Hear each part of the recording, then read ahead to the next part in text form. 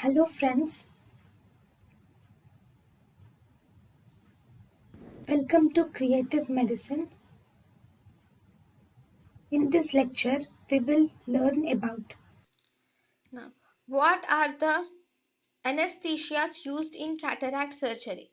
In cataract surgery, we can use topical anesthesia, and we have peribulbar anesthesia, and we have retrobulbar anesthesia.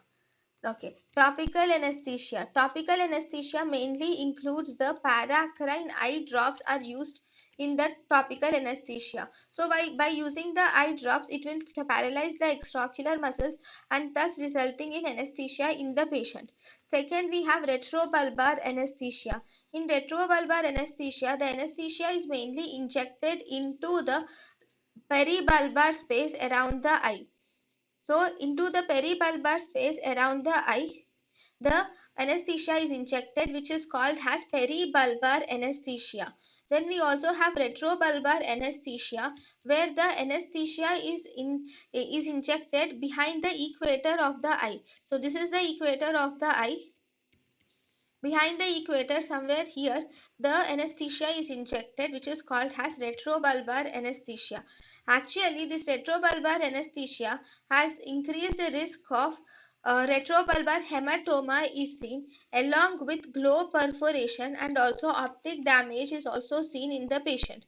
Here there is increased risk of globe perforation, and also there is increased risk of optic damage is also seen in the patients with um, in the patients where we use retrobulbar anesthesia. Right. When once you give anesthesia, if you were asked what is the last muscle to become akinetic, last muscle to become akinetic or to become anesthetic, last muscle to get anesthetized is the superior oblique muscle, which is actually supplied by the fourth nerve. It is superior oblique muscle which is supplied by the fourth nerve.